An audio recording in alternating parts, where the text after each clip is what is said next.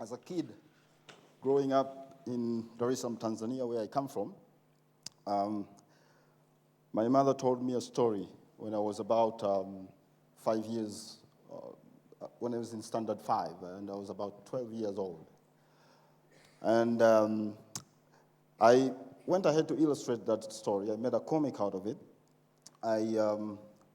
And then I also went ahead, I sold that comic to a friend, a very good friend of mine, for about 15 shilling. Needless to say, I invested very wisely in that money. In donuts and fried cassava. And if you are to fast forward that story,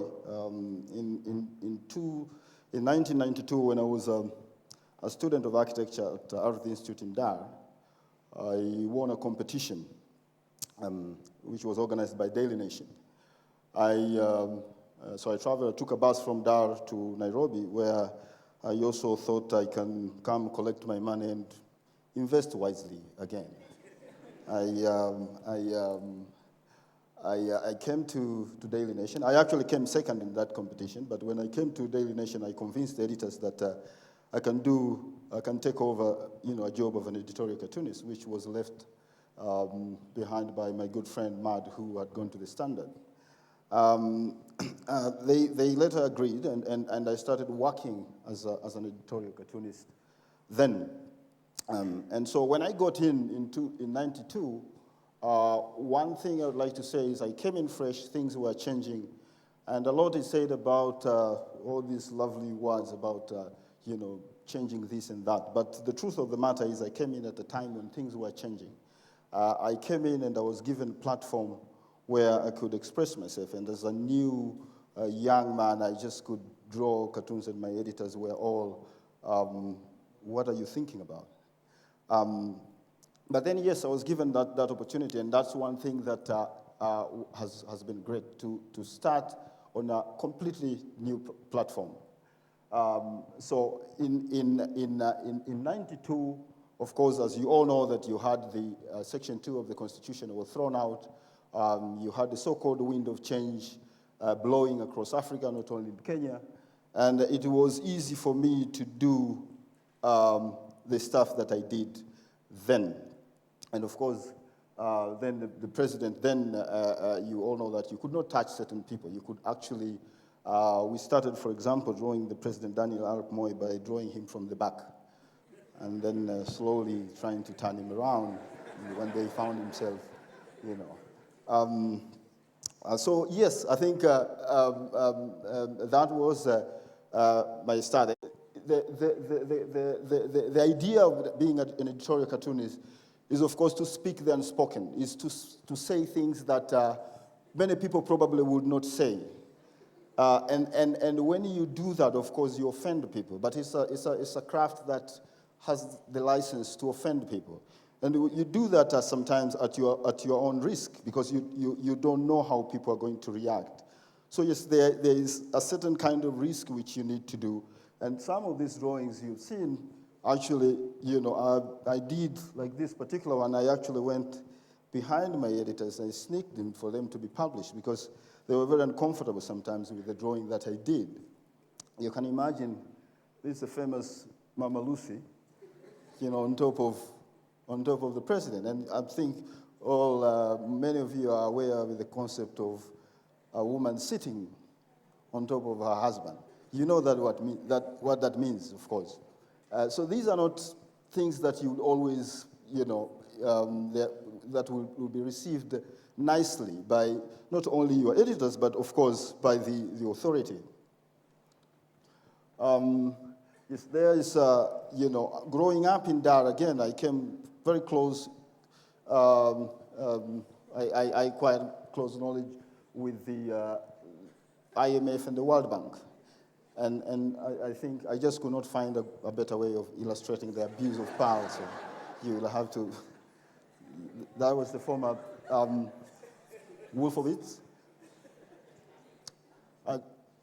And so it is always a challenge as an editorial cartoonist. If I'm going to do, how many people I'm going to offend? What are they going to say?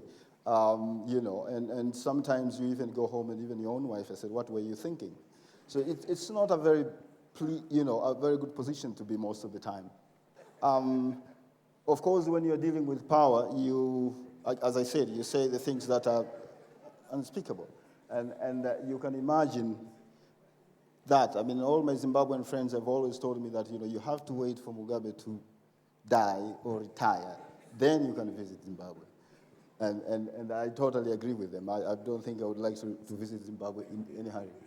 Now, speaking truth to power, or as you all call it, is involve also attacking taboos, our traditional beliefs, and a lot of other things, religious groups and so forth. I remember doing this drawing in 2005, long before the Danish cartoons. And I think Muslim leaders really condemned these cartoons, and actually they organized demonstrations. They wanted to organize demonstrations from Jamia Mosque to Nation. So the only condition they gave Nation is for Nation to apologize on its front page, which they did. And I also got quite a number of threatening, you know, emails, death threats, telling you that we will get you. So you can imagine that kind of situation, and they had actually told me to remove the drawing from my website and so forth. So it can get a little bit scary at times. The only thing about that drawing is that I know that, for example, we all know this, that you know, if male suicide bombers get 72 virgins, then female bombers are entitled to something. I just did not know what that was. So I was just gender sensitive and trying to ask very good questions. Again, issues like homosexuality, these are issues that are not received very well. These are issues that when you comment, and most of the time, this is very important, satire and cartooning is not about necessarily being right or wrong. And I think most of the time people will write letters and call me and say, you know, you are wrong. And it's about also provoking debate. It's about saying things that people are afraid to say. It's about, you know, let's have a discussion about this. Talking about wasted world, what about wasted brains? I mean, we've seen now a huge form of extremism today, and we've seen a lot of young people getting swallowed in. And I think, in my view, these are some of the issues that you know, we need really to discuss. Again, we were all celebrating when we had the fiber optic, you know, introduced. We were very happy, but you know, our world is so interconnected. There are a lot of other things that we need to understand, and simply raising our hands and cheering does not actually help us. Now, in 2008, we had a crisis, or did we? Of course, which led again to the coalition government, which actually led us to the ICC, and which actually led us to Hague, where we took our unit there and left our impunity home. So these are questions that we need to ask ourselves.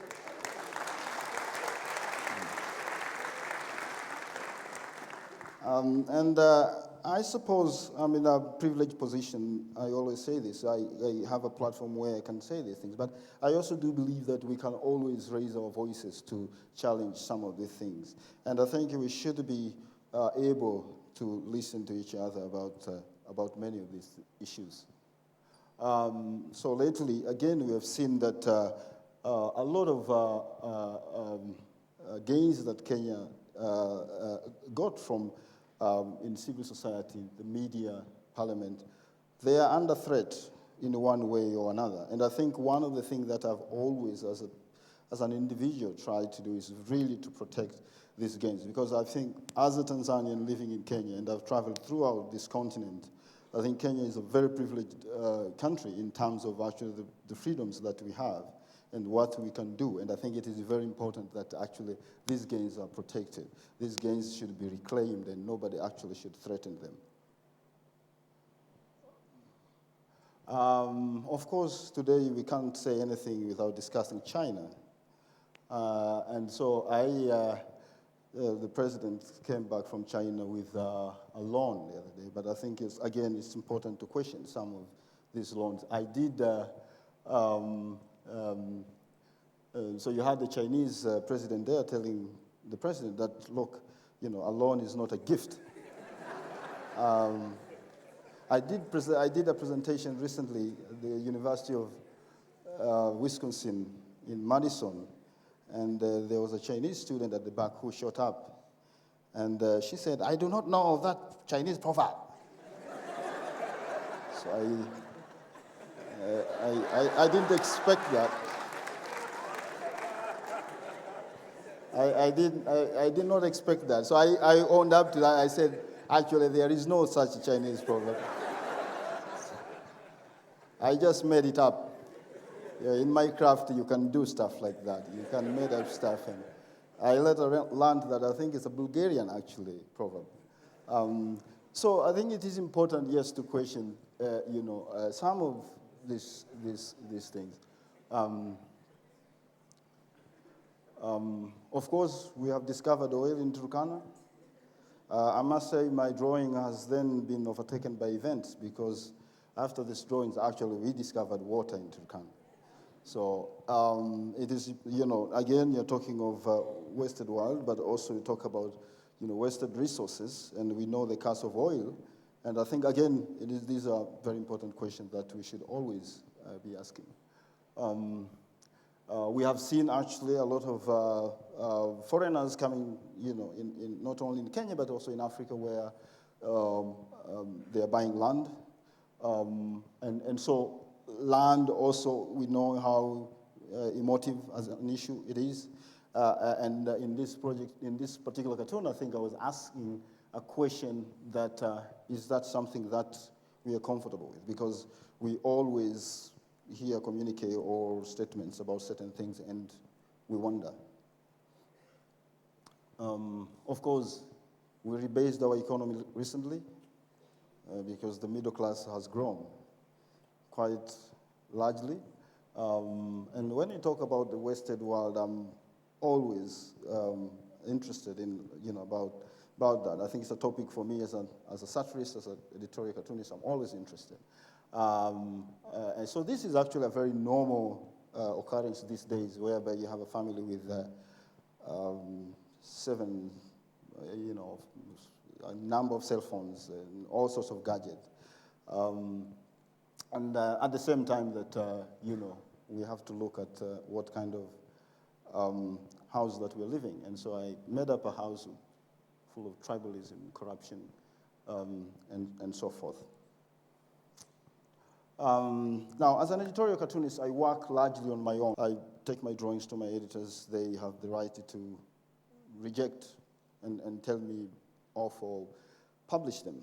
But also, I'm an animator and a television producer. And one of the shows that we produce at Ibuni Media, a company that I co-founded with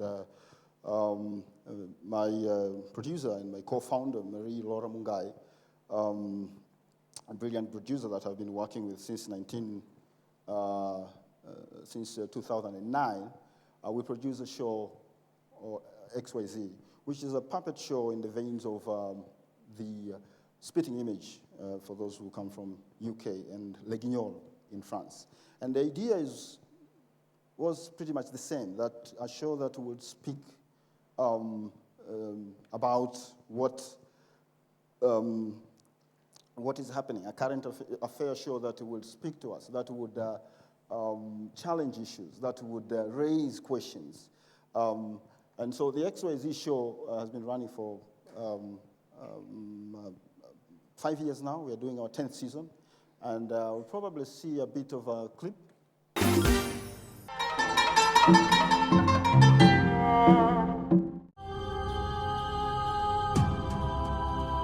Previously on Prison Break. Open Cell A, another African gangster coming through. Unafanya nini hapa kijana? Nani anachunga chama? Unafanya nini hapa? Nani yeye alitaka tuende Hague. Pumbavu. Ona sasa. Mimi nimwambie kijana.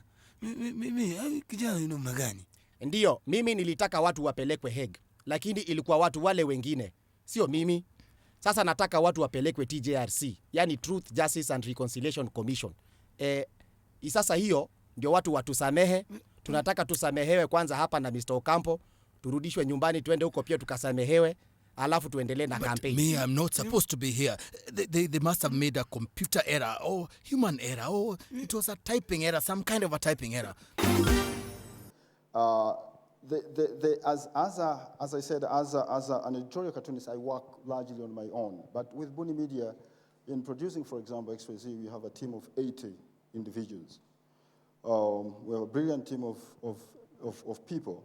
And I work largely with this team in producing. And it's 24/7 of working out in writing and recording and so forth. And quite frankly, it's quite a huge task. Now, Buni Media also has been trying to produce other thought-provoking products that would hopefully inspire other young people. It's a very, for those in the film industry, you know this, it's a long journey. But I think as a producer, as a satirist, we are talking of the Western world. One of the things that probably I would also like to mention is that I feel also quite wasted at times and frustrated. And the reason is I don't do this so that people just can laugh. And I believe that, in my own way, and we as an organization, we can make a contribution to what is happening in Kenya. But I also ask myself quite a number of times if actually whatever I do actually is making any difference. I would like to believe that it does. And the challenge is always that,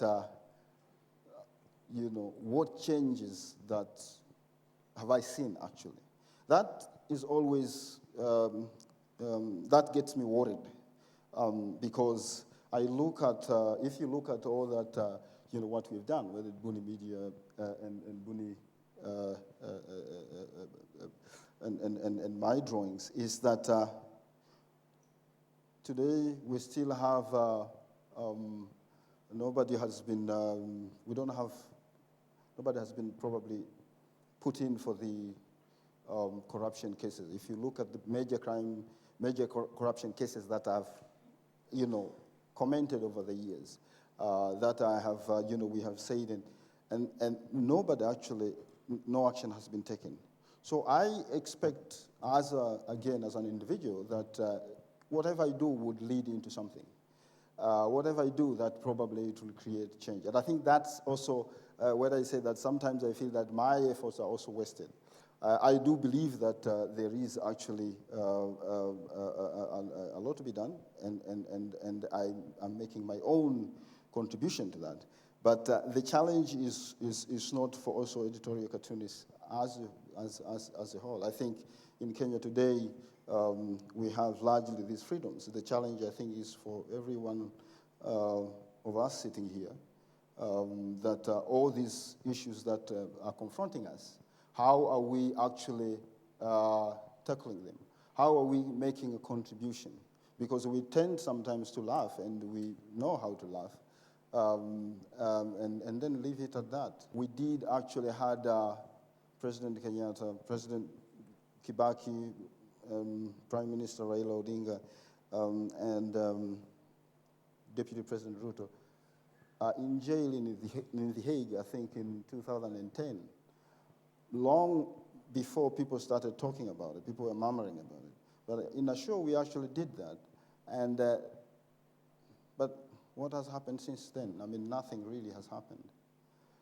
So it's a challenge, I think it's a challenge for everyone, that when we are confronted by these issues, when we are talking about wasted world, and when we are saying that we need to reclaim what this nation is all about, I think it is also a challenge for everybody. Thank you very much.